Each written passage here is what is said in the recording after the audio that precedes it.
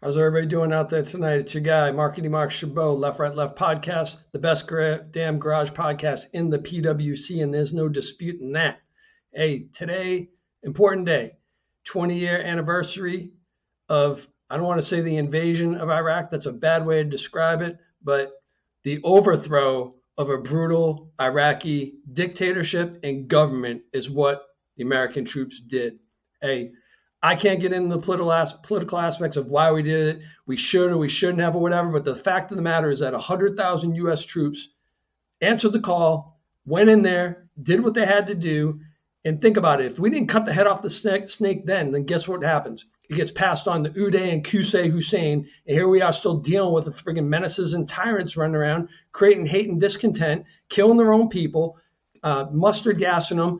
Uday thinks it's okay to go around and grab little girls and friggin' rape and kill them, torture people, torture his friggin' athletes, that he's the president of the soccer association, all this madness that they did. So you know what? I sleep good at night knowing the fact that we damn ridded the world of these menaces to society. Absolutely disgusting. So, hey, I sleep good at night.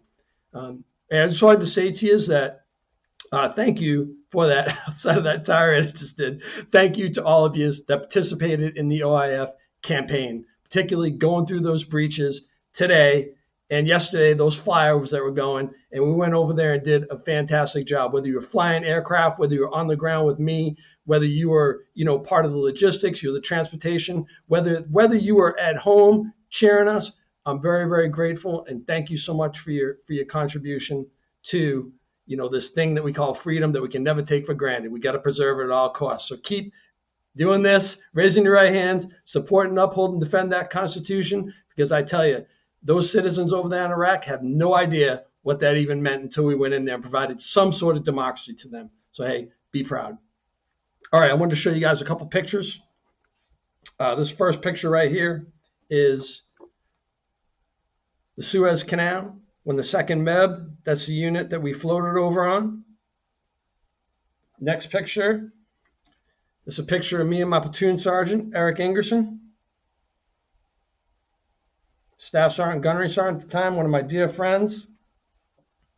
This is a picture of my lieutenant, my infantry lieutenant, Troy Garlock, Bravo Company, 1st Battalion, 2nd Marines, one of my really close friends.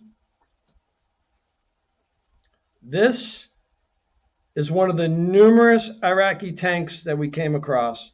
This one here is a T-55. We came across T-72s, and that thing is smoking because we laid it to waste. And last but not least, this is a preview of what I'm going to talk about next. That right there is the city of Al-Naziri, Iraq. I turned around for a brief second in my turret, and I shot that photo. If you look at it, you can see all the black smoke. That's from the north side. You can see how tight it is down there, the roads, all the buildings and things like that. And it was just an absolute mess that day. I had on my podcast recently no other than Justin D. LeHew. And the reason why I'm showing you those pictures is because he does a play-by-play about the Battle of Al-Naziriyah. Particularly, he can tell the story like nobody else I know can. He is a Navy Cross recipient from that battle. And to put that into context for you, there have only been 47 Navy Crosses awarded since September 11th, 2001. He's one of 47, one of two in that battle. The other one was a corpsman named Luis Fonseca, who's another close friend of mine. But he was generous enough to come to the garage studio, and you are not going to want to miss this. He provides context and details like nobody else I know can. And I'm very grateful that he came on the show, and I'll be dropping those this week, so please tune in. The unsung heroes of that campaign, which is our families, our spouses, and that support from home. I wanted to read this to you. This right here is a cardboard letter that I wrote to my wife, and I will tell you why afterwards. So it says, "Hi, hon. I had to send you this.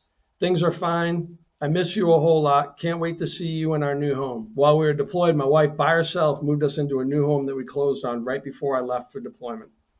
It's very hot here. It's cold at night and really windy. Lots of dust so you can't stay clean. Soon there will be showers, hopefully, but I'm not so sure. I hope this goes by fast. Keep the letters coming. It's what makes me smile. Can you send baby wipes in a package, please? Thank you for your support. I miss you and will keep on writing. I love you so much, Mark, your loving husband." And something that I didn't really think about, actually, we touched on a little bit in the last podcast, JD and I wanted to read that letter because, you know, I'm probably in the minority here. I'm still married to the same woman that I wrote that letter to. It's been almost 22 years we've been married. And I'm not bragging about that, I swear, but you know that the divorce rate in the military is probably north of 60%. So for that, I'm very, very proud. And I just wanted to publicly say to my wife, you know, thank you so much for your support, not just through 20 years ago, the invasion of Iraq, but 3 more subsequent combat deployments and all the rest of the stuff that you put up with, all my dreams I wanted to be as a Marine and all the things that I'm doing now that I've got out. She's just a trooper and a warrior. And I thank you so much, babe. And I appreciate you being by my side always. All right, last but not least, to my new subscribers, I picked up 15 years this week. I appreciate it. Hey, if you're out there viewing, right now only about 40% of you subscribe. I will ask you to please subscribe. Remember, it costs you nothing. I will do all the work. And I hope you enjoy this content. And hey, to all the people out there participating in the campaign, hold your head high. I thank you. It was my honor to fight alongside you. It's my honor to have served you for all these years. And I appreciate it. Thank you so much. Have a great night. Cheers.